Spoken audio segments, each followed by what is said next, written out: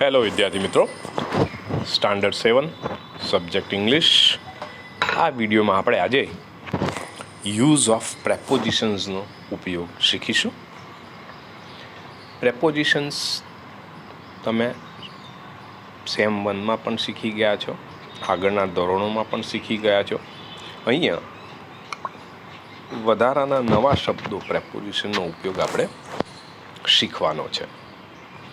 તો હવે પછીની જે સ્લાઇડ્સ આમાં કયા કયા પ્રેપોઝિશન્સ છે એની આપણે વાત કરીશું.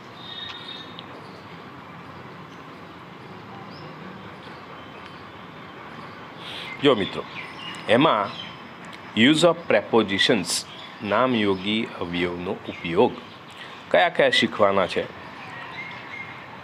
Between, next to, near, on the corner of, in front of, behind ને ઓપોઝિટ.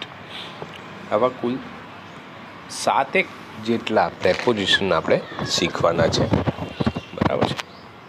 તો શરૂઆત કરીએ પહેલાં બિટવીનથી.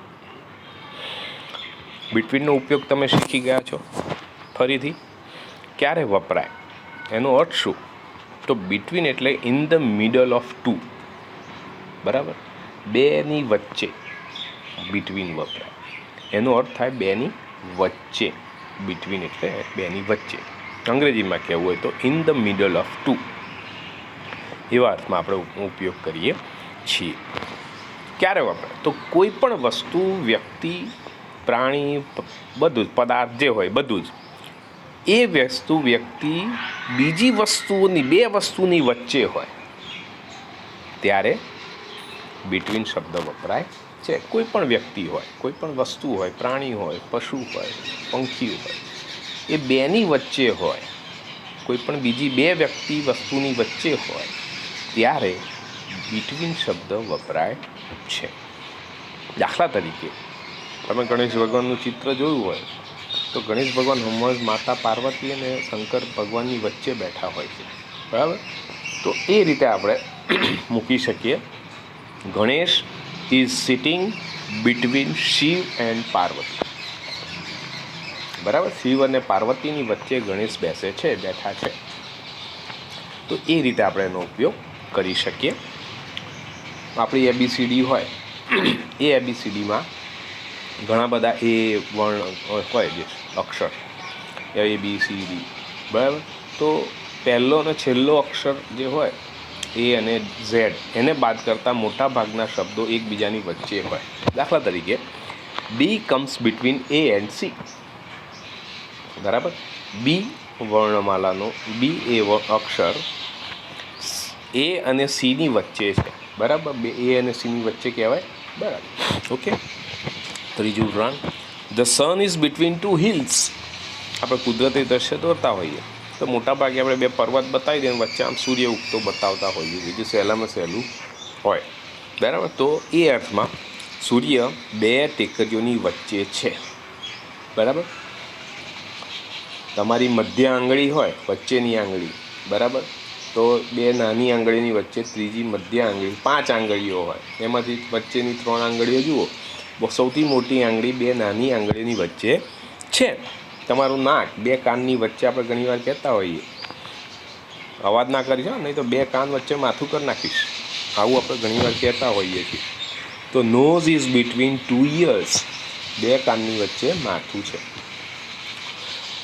આવા ઘણા બધા શબ્દો તમે, આવા શબ્દોની વાક્યો બનાવી શકવાનું. એટલે તમારા હોમવર્કમાં દરેકના 5-5 વાક્યો દરેકના બનાવવાના રહેશે.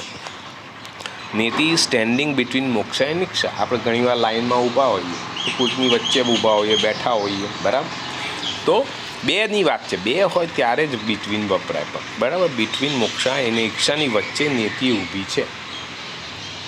તો આમ લાઈન કરી હોય સળંગ, અને 1, 2 અને 3 નંબર ઊભા રાખ્યા હોય તો એ રીતે વચ્ચે બિટવીન શબ્દ વપરાય છે. અહીંયા એક વાત કહી દઈએ, આપણે તમારા કોર્સમાં નથી, પણ જ્યારે 2 કરતાં વધારે હોય તો શું? તો એના માટે એક શબ્દ યાદ રાખવાનો. આમાં અંદર આપણે કોર્સમાં નથી પણ સમજી લેવાનું. તો એના માટે આપણે એમોંગ શબ્દ વાપરીએ છીએ. એમોંગ એટલે વચ્ચે. પણ 2 કરતાં વધારે હોય, 2 કરતાં વધારે હોય ત્યારે, હવે દાખલા તરીકે 10-12 જણનું ટોળું હોય અને એમાં તમે વચ્ચે ઊભા હો તો તમે કહી શકો આઈ am standing among the 10 people, એ રીતે એમ, બરાબર. તો એ અર્થમાં યાદ રાખજો. એમોંગ એટલે બે વચ્ચે જ થાય, પણ બે કરતાં વધારે વ્યક્તિ હોય ત્યારે એમોંગ વપરાય છે. તો આ થઈ બિટવીનની વાત. બીજો શબ્દ જોઈશું નિયર. આ તો તમને આવડે જ છે. નિયર એટલે એકદમ નજીક, પાસે, નંતર દર્શાવવા વપરાય છે. કોઈ વસ્તુ કે સ્થળ નજીક છે અથવા પાસે છે તે દર્શાવવા આ શબ્દ વપરાય છે. આપણી પાસે છે મીન્સ નજીકમાં છે, એમ અંતરમાં, ત્યારે આ શબ્દ વપરાય છે. My school is near the bank. મારી શાળા બેંકની પાસે છે. આપણે સામે જ નાબાર્ડ બેંક છે, બરાબર. ગાર્ડનની પાસે છે, વિદ્યાપીઠની પાસે છે, એવું પણ કહી શકો. આઈ એમ સિટિંગ નિયર ધ વિન્ડો. ક્લાસરૂમમાં આપણે બારીની પાસે બેસતા હોઈએ તો આઈ એમ સિટિંગ નિયર ધ વિન્ડો, હું બારીની પાસે બેસું છું. Don't go near the Lions cage. સિંહના પાંજરાની પાસે જતા નહીં, નજીક જવાનું, બરાબર. આપણે કહીએ છીએ જતા નહીં, મમ્મી ચેતવણી આપતી હોય અથવા ત્યાં લખેલું પણ હોય. The plane is flying near my home. એરોડ્રમની આસપાસ આપણું ઘર હોય તો આપણે કહી શકીએ કે મારા ઘરની નજીક પ્લેન ઉડી રહ્યા છે, ગમે તે. તો આ રીતે નજીકનો અર્થ દર્શાવવા માટે નિયર એટલે કે નિયર શબ્દ વપરાય છે. આ તો તમે ભણી ગયા છો. ઓકે, આગળ ત્રીજો શબ્દ જોઈએ. ત્રીજો શબ્દ છે on the corner of. On the corner of એટલે ના વળાંક ઉપર. આમ વળાંક વળતો હોય અને એના બે રસ્તો આમ વળી જતો અને એના કોર્નર ઉપર કોઈ વસ્તુ આવેલી હોય એ દર્શાવવા માટે ઓન ધ કોર્નર ઓફ શબ્દ વપરાય છે. મોટા ભાગે સરનામામાં આપણે આવું કહેતા હોઈએ છીએ.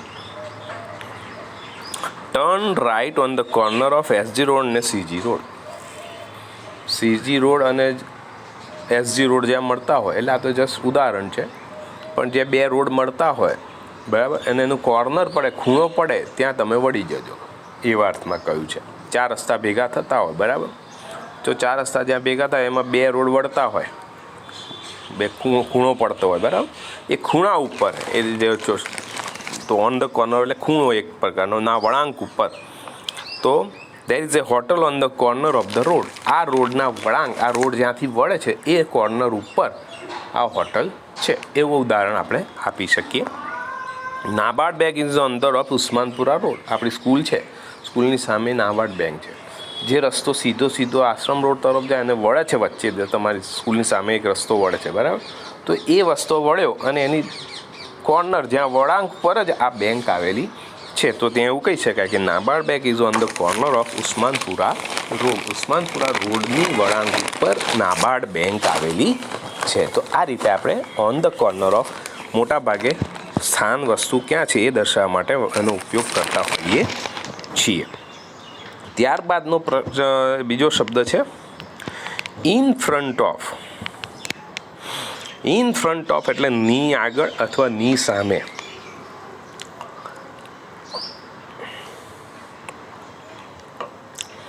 The teacher is standing in front of the students.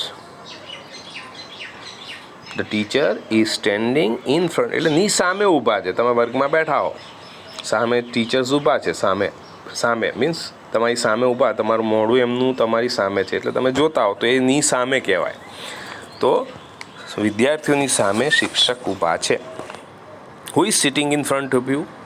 તમારી સામે કોણ બેઠું છે, બરાબર. આપણે આમને આમ બેઠા હોય તો સામે કોઈ બેઠું હોય, કુંડાળું કરીને બેઠા હો, બરાબર, ગોળ કુંડાળું કરીને, અને તમારી સામે કોણ બેઠું છે, અથવા બે લાઈન પાડીને બેઠા હોય આમને સામને, તો કોણ બેઠું છે, એ અર્થમાં આપણે ની સામે કહી શકાય. There is A mango tree in front of my house. મારા ઘરની સામે આંબાનું વૃક્ષ છે, આંબો છે. કોઈ પણ આપણા ઘરની સામે બીજું કંઈ પણ હોઈ શકે, તો એ રીતે તમે ઇન ફ્રન્ટ ઓફનો ઉપયોગ કરી શકો. There is A blackboard in front of the student. તમે સામે જુઓ, બેઠા વર્ગમાં સામે જુઓ નજીકમાં, તો તમને કાળું પાટિયું દેખાય, તો એ બ્લેકબોર્ડ છે. શ્યામપટ, તો વિદ્યાર્થીઓની સામે કાળું પાટિયું છે, શ્યામપટ છે. તો આ રીતે ઇન ફ્રન્ટ ઓફનો ઉપયોગ કરી શકાય. બરાબર મિત્રો. ત્યારબાદ છે ઓપોઝિટ. ઓપોઝિટ એટલે ની સામેની બાજુએ. હવે ની સામે જુદું અને ની સામેની બાજુએ જુદું. બરાબર છે. હવે ની સામે જ્યારે આપણે વાત કરી તો એની સામે વચ્ચે બીજું કશું ના હોય. તમે ટોળું વળીને બેઠા હો ગોળ કુંડાળું કરીને, તો તમારી વચ્ચે કંઈ ખાલી જગ્યા જ હોય. જ્યારે ઇન ઓપોઝિટ કહેવું હોય તો એની સામે વચ્ચે કંઈક પસાર થતું એને તમને તોડી નાખતું હોય, વચ્ચેથી બીજું કંઈ જતું હોય. બરાબર. દાખલા રોડ પસાર થતો હોય, નદી પસાર થતી હોય, પુલ પસાર થતો હોય, તો એવા અર્થમાં ની સામે એટલે ઓપોઝિટ શબ્દ વપરાય છે. દાખલા તરીકે આપણા સ્કૂલની જ વાત કરો, નાબાર્ડ બેંક છે આપણી સામે, તો ત્યાં સામે નથી, સામેની બાજુએ છે. બરાબર. સ્કૂલની સામેની વચ્ચે રોડ છે, એની સામેની બાજુએ નાબાર્ડ બેંક છે, તો ત્યાં NABARD bank is opposite my school, ત્યાં એવું શબ્દ કહી શકાય. બરાબર છે. આ તમે એવું ના કહી શકો કે NABARD bank is in front of my school, કારણ કે વચ્ચે રોડ છે. વચ્ચે રોડ ના હોત તો તમે કહી શકત કે ઇન ફ્રન્ટ ઓફ. બરાબર. પણ અહીંયા રોડ છે, વચ્ચેથી પસાર થાય છે અને બીજો છેડો કહેવાય, એક છેડો ને બીજો છેડો, તો એ એક છેડેથી બીજા છેડેની વાત હોય ત્યારે ઇન ફ્રન્ટ ઓફ ને બદલે ઓપોઝિટ શબ્દ વાપરવો પડે. બીજું, the manager sits opposite the candidate. જ્યારે પણ ઇન્ટરવ્યૂ લેવામાં આવે તો મેનેજર ઉમેદવારોની સામે બેઠા હોય છે, સામેની બાજુએ. બરાબર. વચ્ચે ટેબલ હોય અને સામે કેન્ડિડેટ્સ બેઠા હોય, તો એ રીતે કે જોડે નથી બેઠા, વચ્ચે તો કંઈક હોય, ટેબલ છે, તો એ રીતે અહીં વચ્ચે કશુંક છે, તો ત્યાં ઓપોઝિટ્સ કહેવાય, સામેની બાજુએ બેઠા છે.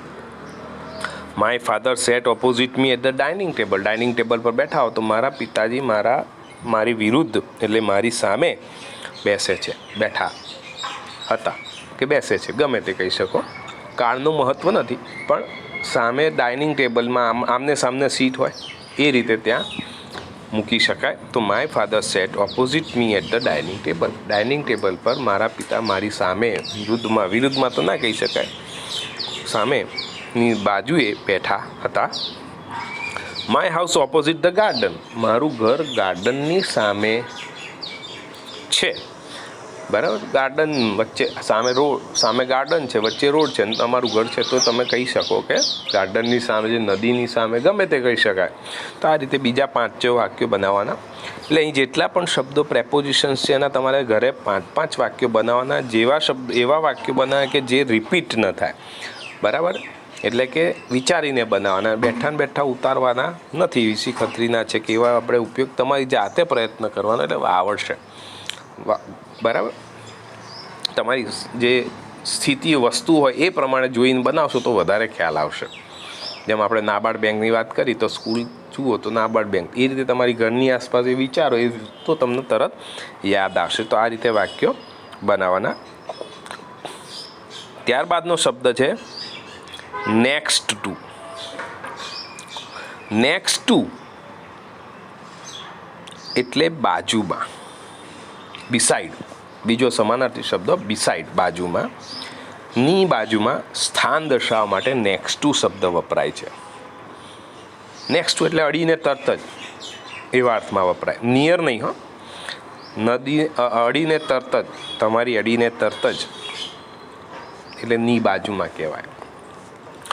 દાખલા તરીકે, she sits next to her friend on the bench. તમે બેન્ચ પર બેઠા હો તો બેન્ચમાં એકલા તો ના બેસો, જોડે કોઈ મિત્ર હોય, ફ્રેન્ડ હોય, તો એ ફ્રેન્ડ તમારી બાજુમાં છે એટલે નેક્સ્ટ ટુ કહેવાય. તમારો ખભો અડી જતો, હાથ અડીને બેસતા હોય તો એ નેક્સ્ટ ટુ કહેવાય, વચ્ચે કોઈ જગ્યા નથી બીજી. બરાબર. એવા અર્થમાં નેક્સ્ટ ટુ વપરાય. તો she sits next to her friend on the bench. એ બેન્ચ ઉપર પેલા મિત્રની બાજુમાં બેસે છે. બરાબર. કોઈ પણ મિત્ર હોય, બે જોડે બેઠા હોય તો એ નેક્સ્ટ ટુ કહેવાય, એકબીજાની next to. My house is next to my uncle's house. મારું ઘર મારા કાકાની બાજુમાં જ અડીને છે. બે જોડે ઘર લીધા હોય, 1 નંબરનું એમનું, 2 નંબરનું એ, દિવાલ એક જ વચ્ચે, તો એ નેક્સ્ટ ટુ કહેવાય. જોડિયા ઘર જે કહેવાય ને એ પ્રકારના નેક્સ્ટ ટુમાં આવે. દાખલા તરીકે, room number 3 is next to room number 4. Room number 3 એ રૂમ નંબર 4ની બાજુમાં જ છે.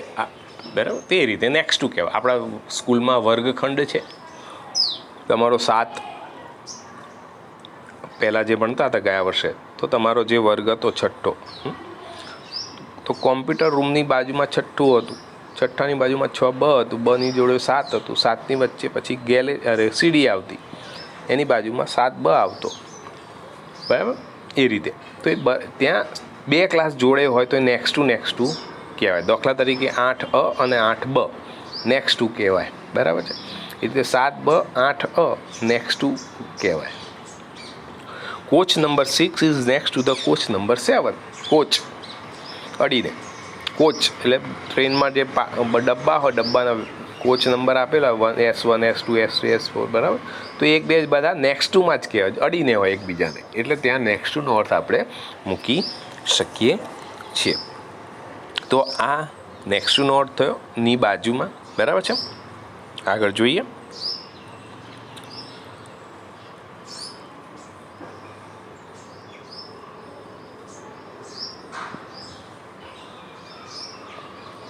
હવે છે બિહાઇન્ડ. બિહાઇન્ડ એટલે પાછળ. કોઈ વસ્તુ બીજી વસ્તુની પાછળ સ્થિર હોય ત્યારે બિહાઇન્ડ વપરાય છે. કોઈ વસ્તુ બીજી વસ્તુની પાછળ હોય સ્થિર અવસ્થામાં, ત્યારે આપણે બિહાઇન્ડનો ઉપયોગ કરીએ છીએ. દાખલા તરીકે, I am standing behind my father in the queue. લાઇનમાં ઊભા હો, બરાબર. તો લાઇનમાં તમે તમારા પિતાની પાછળ ઊભા હો, તો તમારી પાછળ તમારા પિતા ઊભા હોય, તો ત્યાં એવું તમે કહી શકો કે હું મારા પિતાની પાછળ લાઇનમાં ઊભો છું, બરાબર. તો ગતિ નહીં, તમે પાછળ ઊભા છો, તો એ બિહાઇન્ડ શબ્દ વપરાય. My friend is sitting behind me. તમારી બેન્ચ પર બેઠા હો, તો તમારો મિત્ર તમારી પાછળ બેઠો છે, સીટ પાછળ, એ પહેલી બેન્ચ ને બીજી બેન્ચ એમ. My friend is sitting behind me. મારો મિત્ર મારી પાછળ બેઠો છે. The boy hid behind the tree. છોકરો ઝાડ પાછળ છુપાયો, દેખાય નહીં, બરાબર, તો છુપાઈ જવાની વાત. આપણે પણ કોઈક વાર છુપાતા હોય તો ટાંકી પાછળ છુપાઈ જઈએ, બારણા પાછળ છુપાઈ જઈએ, બરાબર. તો એ રીતે પાછળ શબ્દ આવે. છુપાની સ્થિર ક્રિયા છે, ત્યાં તમે દોડતા નથી, ત્યાં ચાલતા નથી. છેલ્લું છે there is a wall behind the blackboard. Blackboard છે આપણું, જે બ્લેકબોર્ડ હોય, બ્લેકબોર્ડની પાછળ દિવાલ છે, કે ગ્રીન બોર્ડ હોય એની પાછળ દિવાલ છે, બરાબર. તિજોરી હોય, તિજોરીની પાછળ દિવાલ હોય, તો એ રીતે પાછળ શબ્દ વપરાય છે મિત્રો. તો આ તમે યાદ રાખજો. તો મિત્રો, આ આપણા પ્રેપોઝિશનની વાત થઈ, બરાબર છે. આ તમારે આટલા પ્રેપોઝિશન્સ છે. એ ઉપરાંત તમે જે 5મા 6મામાં ભણ્યા હશો, ઇન, ઓન, અંડર, એવા તો ખરા જ, બરાબર. એ નાના છે. તો આ રીતે આપણે અહીંયા આ ટૉપિક પૂરો કરીશું.